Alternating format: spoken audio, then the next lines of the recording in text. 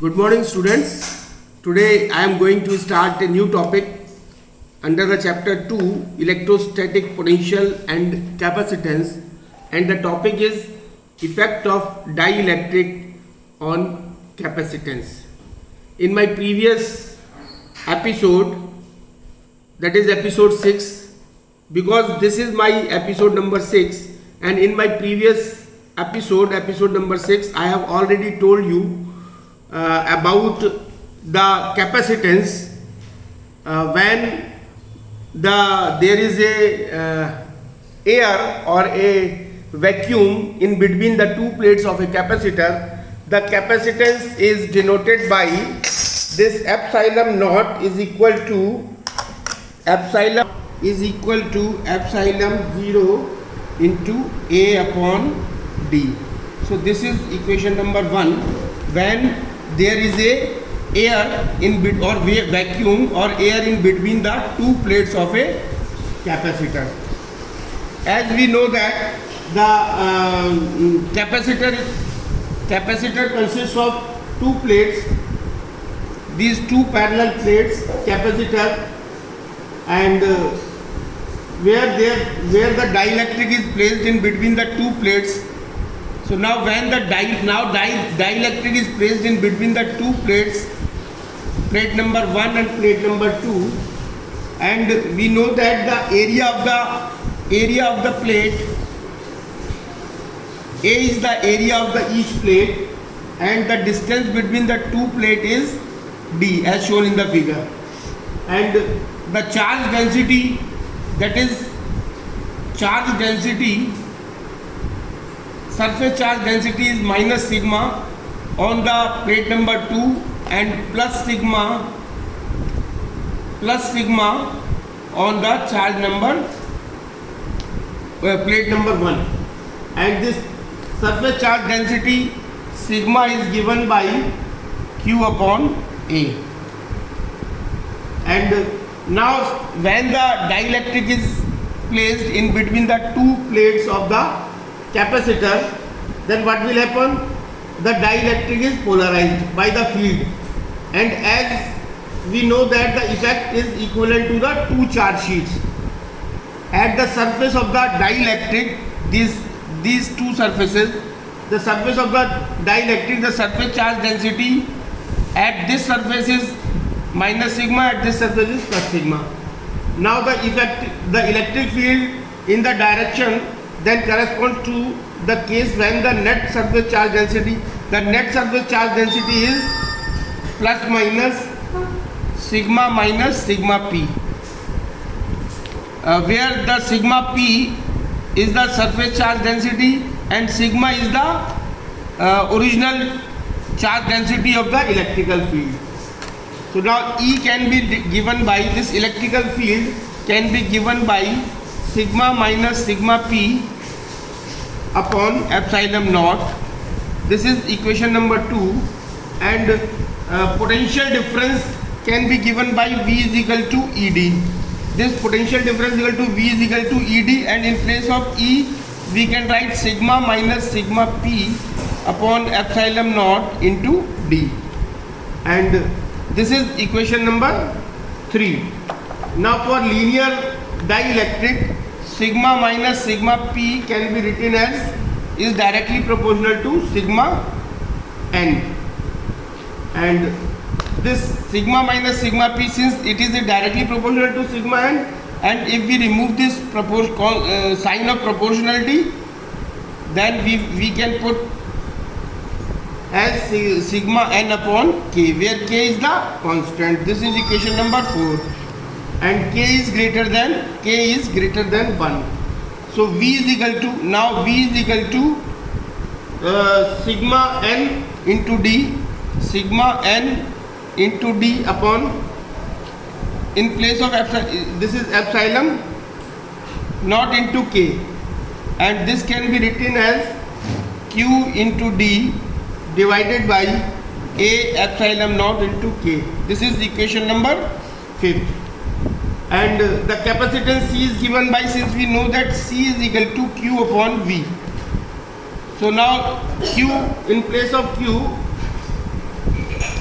So this will come out when we divide this Q by V, then this will come out epsilon naught into K into A upon D. So this is equation number 6. The product epsilon naught into K, the product epsilon naught into K, the product epsilon naught into K is equal to epsilon. And this is equation number 7, and this epsilon naught is the permittivity of the vacuum, epsilon naught is the permittivity of the vacuum, and epsilon is the permittivity of the dielectric. And K is the dimensionless constant, and it can be given as sigma upon epsilon naught. This is equation 8, and this K can also be given by C upon C naught. This is equation number 9. So this dielectric constant of the substance of a factor K is greater than 1, by which the capacitance increases from the vacuum plate when the dielectric is inserted fully between the plates of the capacitor. Now the next topic is the combination of the capacitors. So the capacitors can be combined in two forms, that is in series, capacitors in series and capacitors in parallel. So now we take one by one. Capacitors in series. When there are three capacitors C1, C2 and C3, and they are connected in series, and the first plate of the first capacitor C1 is connected with the electric source, and the right hand side plate of the third capacitor is connected with the earth. So now when the positive charge is given to the left hand side or the first plate of the capacitor C1, then due to induction the negative charge will come over here, and the same way positive charge will come over here and negative charge will come over here, and similarly positive charge will come over here and negative charge will come over here, and extra charge will be going towards the earth. So now what will happen in case of series combination? The charge would flow until the net charge on all the three capacitors C1, C2, C3 is 0, and there is no electrical field in the conductor connecting C1, C2, C3. So thus in series combination, charges on the two plates plus minus Q are the same on the each capacitor. So in series combination, one thing is important, which is that charge is same in all capacitors, and the capacitance is C1, C2, C3, that is capacitance is different, and the voltage is V1, V2, V3, voltage is also different. So this is very important thing. In series combination of capacitors, the charge is same in all the capacitors, and the capacity obviously will be different and the potential will be different. So now if V is the total potential given to the system, and V1 is the potential of capacitor C1, and V2 is the potential of capacitor C2, and V3 is the potential of capacitor C3. So now since we know that this total potential V will be equal to V1 plus V2 plus V3, and as we know that Q is equal to CV or V is equal to Q upon C. So this Q upon C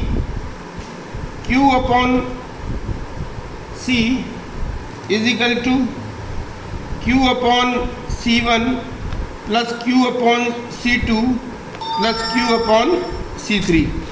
So this Q upon C is equal to, Q is taking as common, this is 1 upon C1 plus 1 upon C2 plus 1 upon C3. Q will cancel out. So the 1 upon C, the final result is 1 upon C is equal to 1 upon C1 plus 1 upon C2 plus 1 upon C3. So this is the equivalent, this C is known as the equivalent capacitance of the system where the three capacitors are connected in series. So the result is 1 upon C is equal to 1 upon C1 plus 1 upon C2 plus 1 upon C3. This is the final equation. And now the next is the when the capacitors are connected in parallel.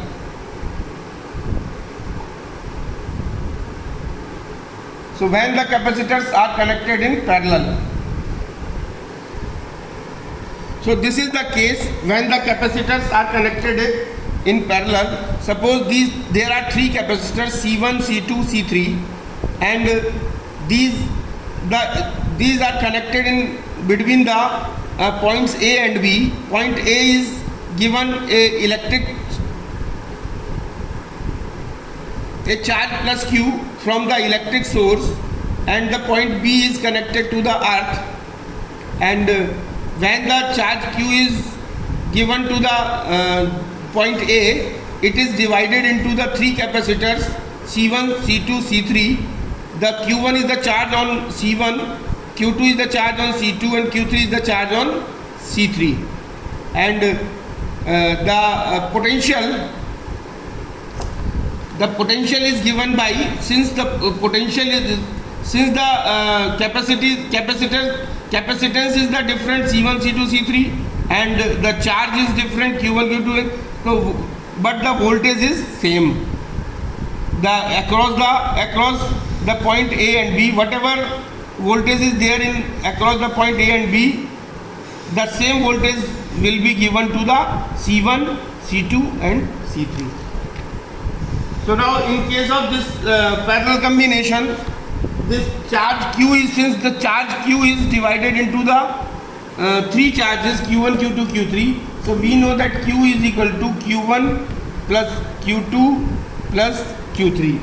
And as we know that from Q is equal to CV by the definition of capacitance, and this can be written as, this Q can be written as this Q is equal to CV is equal to C1 into V plus C2 into V plus C3 into V. So now CV is equal to V, we are taking common, this is C1 plus C2 plus C3, V will cancel out, and C is equal to C1 plus C2 plus C3. So this is the equivalent, this C is the equivalent capacitance in case when there are three capacitors connected in parallel. Then the equivalent capacitance will be C will be equal to C1 plus C2 plus C3. Now the next topic is energy stored in a capacitor. Energy stored in a capacitor.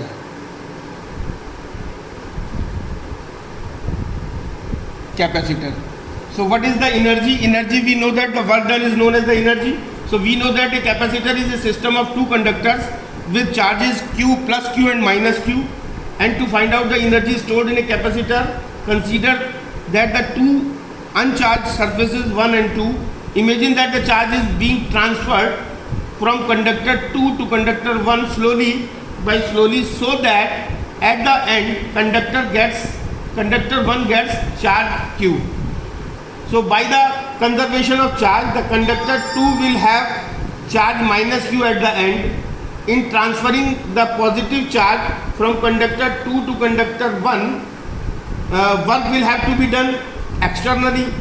Since at any stage conductor 1 is at a higher point potential than conductor 2, so to calculate the total work done, we first calculate the work done for transfer the very small charge. So we will take very small charge of dq, this dq for the transference. Suppose during the process of charging, what will happen? We increase the charge we increase the charge from q dash to q dash plus dq dash by transferring an amount of negative charge dq dash. So negative charge is dq dash from the positive plate to the negative plate. So the potential difference will between the plate at that time will be V dash is equal to Q dash upon C, and this is equation 1. And so work done will be dW is equal to V dash into dQ dash is equal to Q dash upon C into dQ dash. So this is equation number 2. So now total work done in charging the capacitance from the uncharged state to the final charge Q will be given as, so we will integrate. For the total charge we will integrate the equation number 2 with respect to dq. So then this total charge can be written as integration of dq is equal to 0 to q integration of q dash upon c into dq dash, and this will be w is equal to half, and the integration of q dash will be q dash square upon 2, and this is 0 to q, and this will come out as w is equal to half q square upon 2, and this is known as half cv square because q is equal to cv. So this will be w is equal to half cv square. So this is the energy stored in a capacitor. W is equal to cv square. This is the final energy stored in a capacitor. Now combining the, now W is equal to half q square cv, we can convert it W is equal to half q square by c, and W is equal to half, this is a sigma whole square divided by c. This is equation number 4. This can be written as W is equal to half a square sigma square divided by epsilon naught into a into d, then a will cancel, and this is equation number 5, and we know that E is equal to sigma upon epsilon naught, and from equation 5 and 6 we will get U is equal to this energy stored in the capacitor U is equal to half energy stored, this is energy stored in the capacitor, and this is equal to half epsilon naught E square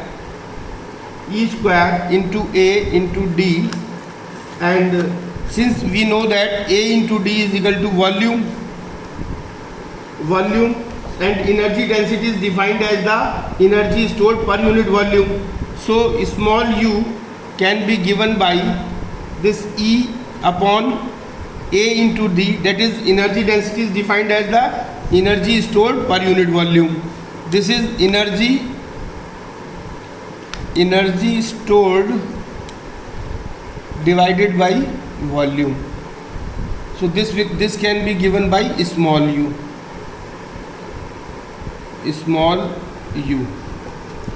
and u is equal to half epsilon naught into E square.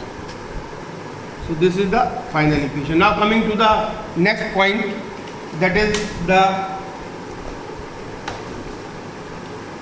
next and the last topic of this chapter 2 is Van de Graaff generator.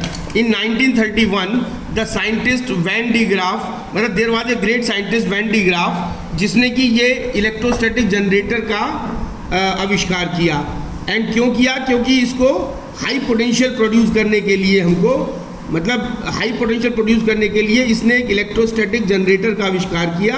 And the name of the scientist was Van de Graaff, and on the name of the scientist the name of the instrument this generator was given as Van de Graaff generator.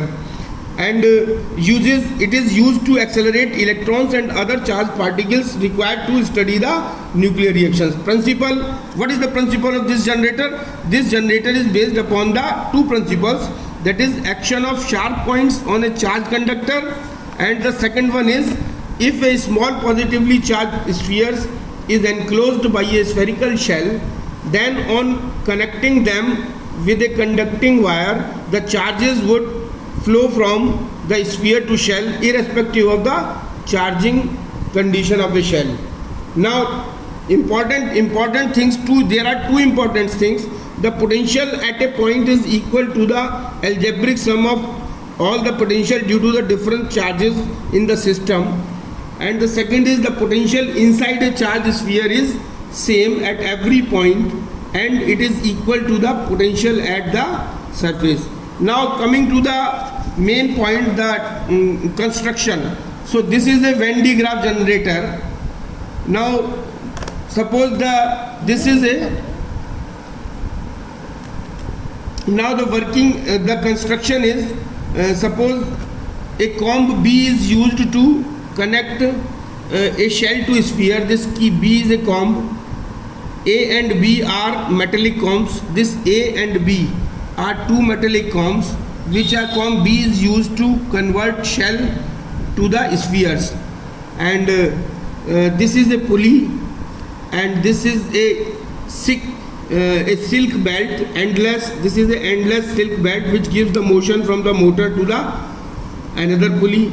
This is a insulating column, and this S is a shell, large, smooth, hollow, spherical conducting surface, and the charge plus charge is given to this surface. This P1 and P2, there are two pulleys, and this A point, this is the brush metallic comb A is connected with the DC, which is earthed over here. So high tension battery to maintain the high voltage through the comb A. So through the comb A we will working. Comb A is given to a positive charge and has a very high charge density at its sharp points. Due to the second point, due to the action of a sharp points, the air around comb A becomes ionized. So the positive ions of the ionized air are repelled by the positive charge of the comb A and are sprayed on the belt, and the belt carries them upward. This belt carries them upward as shown in the figure. On arriving the positive ions near comb B, they induce a negative charge on the sharp points of the comb B. The sharp point of the comb B, and positive charge on the other surface of the sphere S. The negative charge on B is then sprayed back on the belt by action of the sharp points and neutralizes the positive charge on the belt. The uncharged belt moves round to A again, and where the same process is repeated again. Same process is repeated again by the belt, and the uncharged ions are going along the pulley, and the same process is repeated again. Thus the sphere S receives an increasing potential positive charge and its potential rises correspondingly. So use of Venn diagram generator, it is used to perform several experiments in nuclear physics, that is in high voltage physics.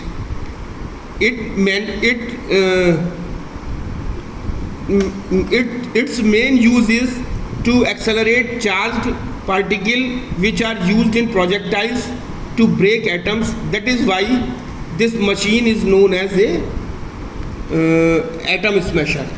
So this is the end of the topic, and this is the end of the chapter number 2. Now we will discuss the chapter number 3, that is current electricity. Okay, thank you very much.